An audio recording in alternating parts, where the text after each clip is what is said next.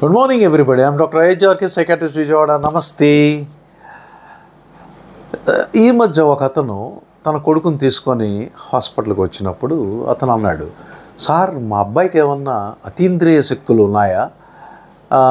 ఏదో అశరీరవాణి పలుకులు, అంటే అక్కడ మనిషి ఉండడు, ఎవరు కనిపించరు, నాకు వినిపిస్తున్నాయి, నాకు దేవుడి మాటలు వినిపిస్తున్నాయి, లేకపోతే ఎవరియో మాటలు వినిపిస్తున్నాయి, నాకు ఆ విషయం చెప్తున్నారు, ఈ విషయం చెప్తున్నారు, నన్ను ఇది చేయమంటున్నారు, అది చేయమంటున్నారు. అసలు అక్కడ మనుషులు లేకుండా, ఏమి లేకుండా దైవం యొక్క మాటలు, పలుకులు, లేకపోతే ఎవరియో పలుకులు, చనిపోయిన వాళ్ళ పలుకులు ఇలా వినిపిస్తున్నాయి అంటున్నాడు.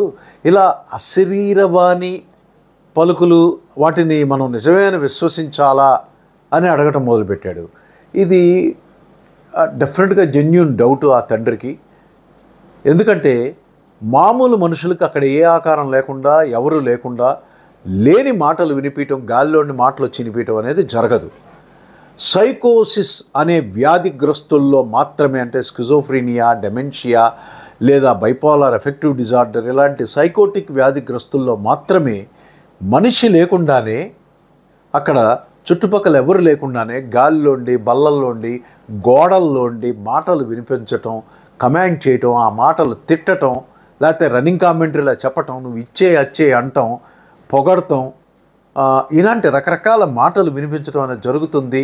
దీనిని శ్రవణ భ్రాంతులు, ఆడిటరీ హాల్యూసినేషన్స్ అని చెప్పుకుంటాం. ఇవి అశరీరవాణి పలుకులు, దైవాంశ సంభూతుడు, దైవం నుండి మాటలు వినిపిస్తున్నాయి, ఇతనేదో మునీశ్వరుడు, యోగీశ్వరుడు, బాబా అని అపోహ చెందద్దు. ఇది ఒక వ్యాధిలో లక్షణం.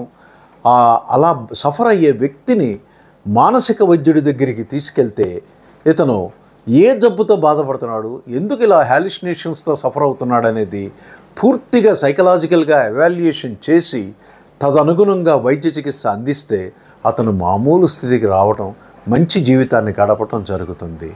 Thank you. నమస్తే.